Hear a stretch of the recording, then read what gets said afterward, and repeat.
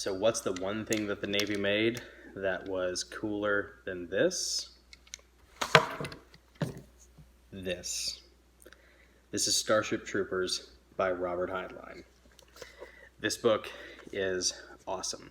I read this book when I was 16, just a couple years after the movie came out, when I was in high school. And actually before I read Gates of Fire, I read this. And man, it changed my life. As it did for a lot of people. You know, we all know the movie. The movie's great. You know, we all enjoy Paul Verhoeven's misguided, egotistical, leftist, subversive, tongue-in-cheek take, you know, on satirical take on this book. But the thing is, Paul Verhoeven didn't make it 2 chapters into this book before he became too depressed and gave up, which is really weird because like the first 2 chapters are like a sci-fi battle, like they do a raid on a Klendathu planet. And it's a lot different in the book than it is in the movie. You know, this may be the origin point of the whole like Space Marine power armor thing. I don't know of any version of that predates Starship Troopers, because this book was actually written in 1959. In fact, you can probably see that's probably supposed to be Johnny Rico on there. This is, I think, the second copy of the hardback that I have, but he's kind of wearing almost like a scaled down version of that power armor. But anyways, Robert Heinlein was not a Nazi. He was not a German. He was born in Missouri, if I remember correctly, and he was in the Navy, the U.S. Navy.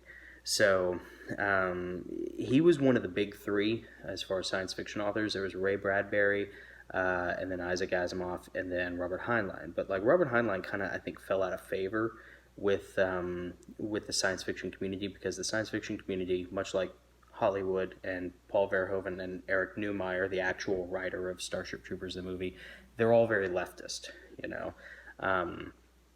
And Robert Heinlein's philosophy was very much a conservative one of sort of bearing the mantle of tradition and the burden of personal responsibility and accountability.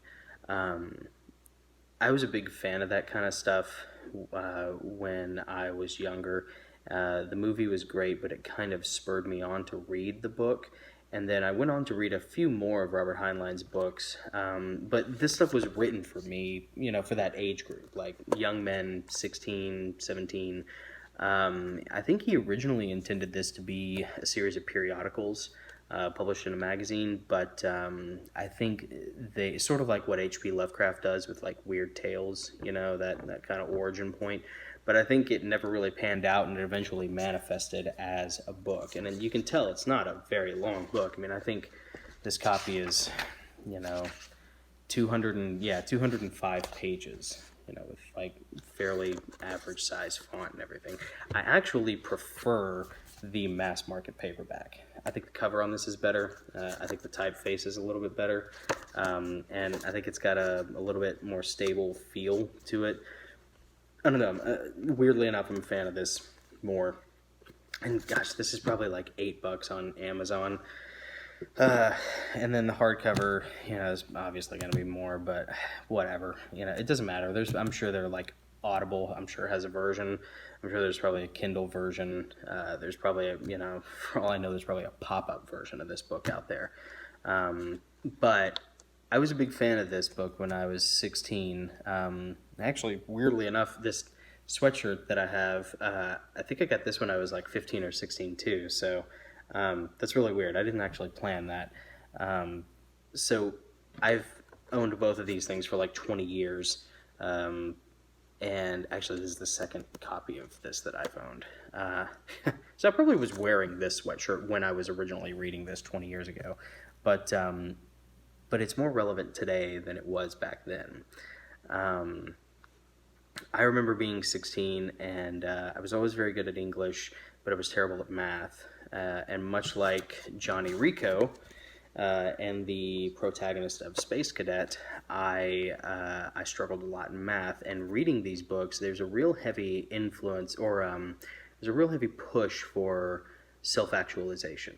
and like that sort of extreme ownership that Jocko Willink talks about, and that sort of masculine virtue of personal responsibility being the stepping stone and the price you pay for rights, which is not just what our constitutional forefathers talked about, but also kind of what Jordan Peterson talks about in sort of his symposiums on the masculine virtues.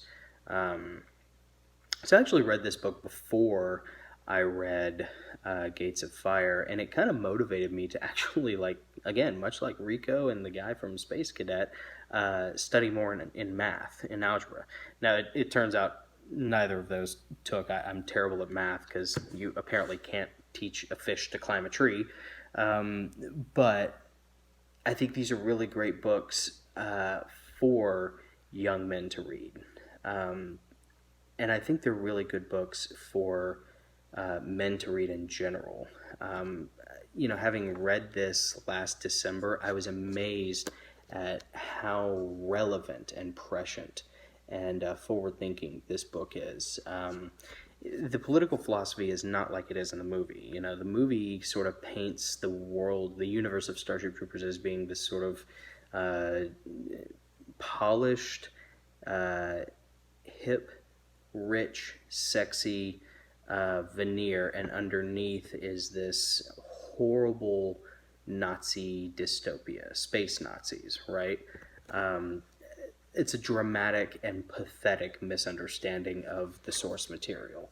I don't know if it was intentional or not, but it wouldn't surprise me if it wasn't.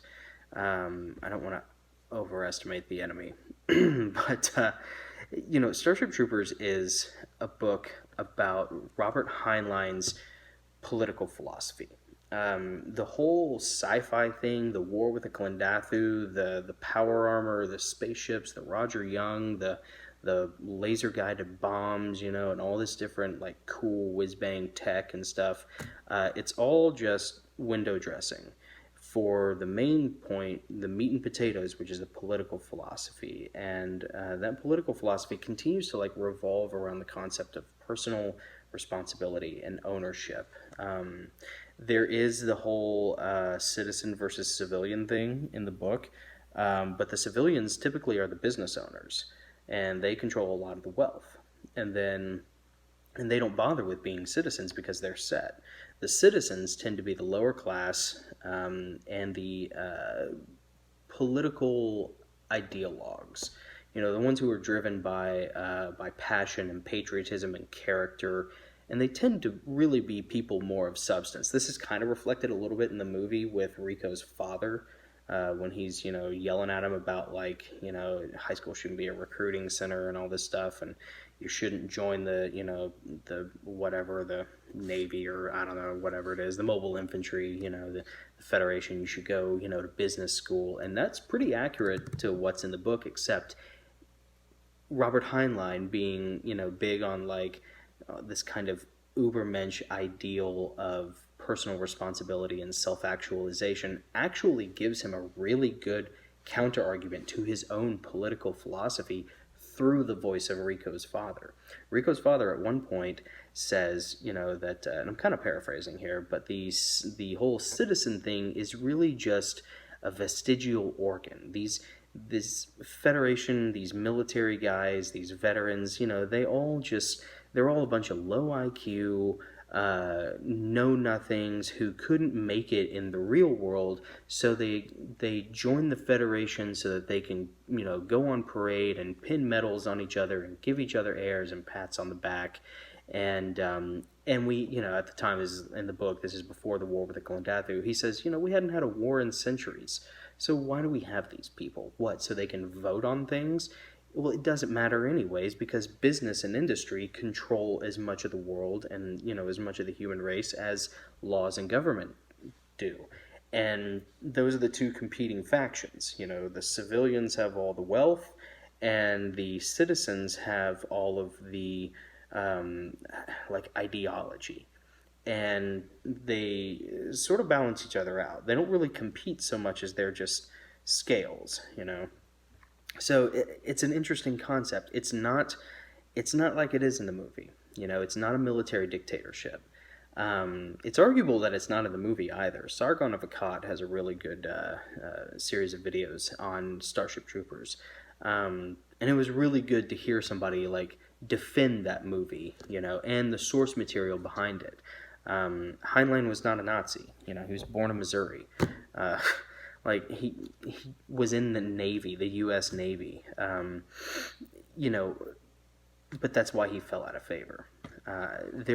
Anyways, there's always good stuff to read in this. All of the best material is not the fighting. It's the complete opposite of the movie. Like the actual battles and the raids and stuff that you see, they're cool and they're well written, but they're not the best parts of this book.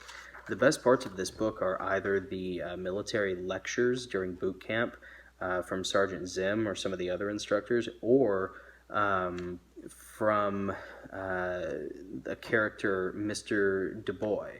And Dubois, I don't know if I'm pronouncing that right. It's Dubois. So Dubois, I don't know. But his character is actually Michael Ironside's character in the movie, Colonel Ratchek, or Professor Ratchek, or whatever, the teacher. And so like all of the moral and political philosophy, all of Heinlein's ideology about what makes the closest thing to a human utopia that we could achieve through government, and the philosophies behind that need to make policy, all of that is really laid out in these lectures and in these conversations and these dialogues that take place. And I turned to a random page. This is actually like the fourth attempt to me making this video. And I turned to a random page. It was page 92 and 93 in here. And sure enough, I landed on one of the little speeches, the soliloquies or lectures that Du Bois gives. And they're actually talking about the failure of Western democracies in the 20th century, and how one of the root causes of that was our inability to handle children the way we should. And he kind of gives this metaphor of like a puppy. When you're housebreaking a puppy, you don't just spank it every time, just for no good reason. You don't just like wake up and spank it every day at noon, and you don't just let it continue to go to the bathroom. You spank it when it goes to the bathroom inside, you take it outside, you train it, you teach it, reward and punishment. And so that kind of leads into this other section where he talks about morality and what morality is. It's about a page that I'll read here. He says, he's speaking to a girl in the class when he says this. He says, "We have such a theory now. We can solve any moral problem on any level. Self-interest, love of family, duty to country, responsibility toward the human race. We're even developing an exact ethic for extra-human relations. But all moral problems can be illustrated by one misquotation. Greater love hath no man than a mother cat dying to defend her kittens. Once you understand the problem facing that cat and how she solved it, you will then be ready to examine yourself and learn how high up the moral ladder you are capable of climbing. These juvenile criminals hit a low level. Born with only the instinct for survival, the highest morality they achieved was a shaky loyalty to a peer group, a street gang. But the do-gooders," he also refers to them as the social scientists and the child psychologists. So pay attention. "But the do-gooders attempted to appeal to their better natures, to reach them, to spark their moral sense. Tosh. They had no better natures. Experience taught them that what they were doing was the way to survive. The puppy never got his spanking. Therefore, what he did with pleasure and success must be moral. The basis of all morality is duty, a concept with the same relation to group that self-interest has to individual. Nobody preached duty to these kids in a way they could understand, that is, with a spanking. But the society they were in told them endlessly about their rights." Is this starting to sound familiar? "The results should have been predictable, since a human being has no natural rights of any nature." Mr. Du Bois had paused. Somebody took the bait. "Sir, how about life, liberty, and the pursuit of happiness?" "Ah, yes, The unalienable rights. Each year someone quotes that magnificent poetry. Life? What right to life has a man who is drowning in the Pacific? The ocean will not hearken to his cries. What right to life has a man who must die if he is to save his children? If he chooses to save his own life, does he do so as a matter of right? If two men are starving and cannibalism is the only alternative to death, which man's right is unalienable? And is it right? As to liberty, the heroes who signed the great document pledged themselves to buy liberty with their lives. Liberty is never unalienable. It must be redeemed regularly with the blood of patriots, or it always vanishes. Of all the so-called natural human rights that have ever been invented, liberty is least likely to be cheap and is never free of the cost. The third right, the pursuit of happiness, it is indeed unalienable, but it is not a right. It is simply a universal condition which tyrants cannot take away, nor patriots restore. Cast me into a dungeon, burn me at the stake, crown me king of kings, I can pursue happiness as long as my brain lives, but neither gods nor saints, wise men nor subtle drugs can ensure that I will catch it. Mr. Du Bois then turned to me. I told you that juvenile delinquent is a contradiction in terms. Delinquent means failing in duty, but duty is an adult virtue. Indeed, a juvenile becomes an adult when, and only when, he acquires a knowledge of duty and embraces it as dearer than the self-love he was born with. That's the biblical concept of the age of accountability, by the way. There cannot be a juvenile delinquent. But for every juvenile criminal, there are always one or more adult delinquents, people of mature years who either do not know their duty or who, knowing it, fail. And that was the soft spot which destroyed what in many ways was an admirable culture. The junior hoodlums who roamed their streets were symptoms of a greater sickness. This is important. Their citizens, all of them counted as such, glorified their mythology of rights and lost track of their duties. No nation so constituted can endure. Pretty powerful stuff. The concept of responsibility going hand in hand with your rights. This is a book that was written 60 years ago, and it's probably more relevant today than it was 60 years ago, and that's sort of the nature of good writing. This is also a good concept or a good example of the merit of tradition. We're so quick to cast off tradition. We write it off as the idiot language of cavemen who came before us, who just happened to get lucky, and outbred the competition. But for the conservative, tradition is sort of our mantra. It's a mantle we bear, and it's a burden of responsibility that comes along with it, because tradition is hearkening to the wisdom of the ancients who paid the price for you. They made the mistakes. They learned the lessons. They paid the price. That's where tradition comes from. It's learning what works over time, often by bumping into the barriers, until you figure out, where the path leads. And there's a real logos, a real wisdom and humility that come with adhering to tradition, because it's like, man, you can make the same mistakes as those who came before you, or you can humble yourself and listen to your elders and follow the traditions, because traditional thinking is not a rut. It's going along with what we already know works, and that's sort of the merit of tradition, and that's why conservatives tend to err on the side of tradition. And that's kind of how he got labeled, I think, as a Nazi, or as a fascist, or I don't know, whatever. But man, there's a lot of humility in this. There's a lot of logos in it. There's a lot of personal responsibility. My favorite section, actually, is from this scene where Sergeant Zim sort of hauls one of his cadets before the commanding officer of the training camp, and Sergeant Zim has a shiner, and it's this whole big deal about how like the cadet got mad at Sergeant Zim, and he hauled up and popped him in the face. And Sergeant Zim is like even cooler in the book than he is in the movie, and I always think of Clancy Brown whenever I read all of his scenes. And he's a master of hand-to-hand combat. So it's like, dude, how did that happen? But Sergeant Zim, that's the scene where he tries to resign his commission as an instructor. And it's this beautiful scene about Sergeant Zim's argument is, I don't need to be here because I'm failing my students.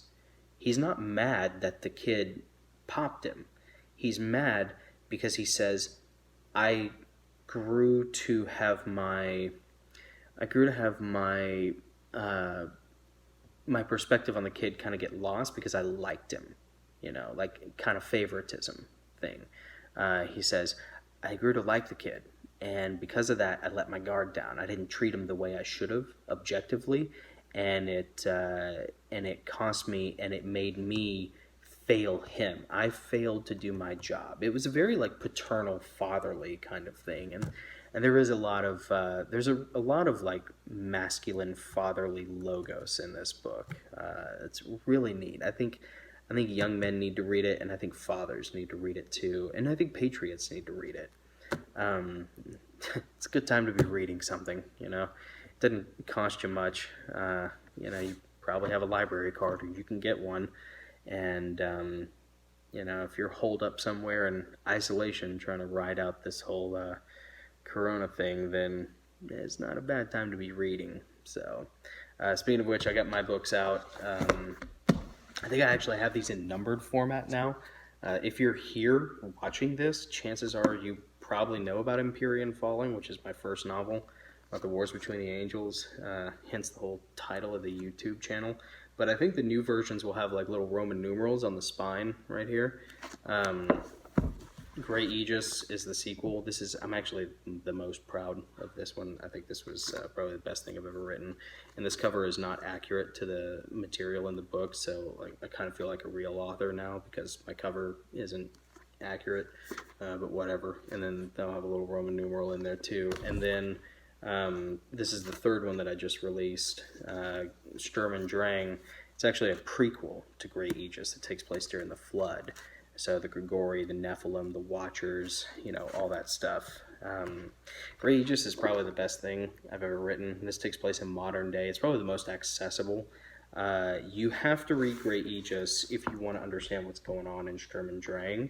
But you don't have to read the first one, Empyrean Falling, if you want to start with this one.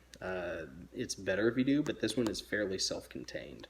So these are all available on Amazon. They're in paperback and ebook, and then I'm working on the Audible version right now, but that's taking more time than it should. So it's a good time to start reading. And the great thing about books is, man, if the grid goes down, you got something to entertain yourself and your families. And if nothing else, doubles as toilet paper. So, all right, take care, everyone. Keep it clean.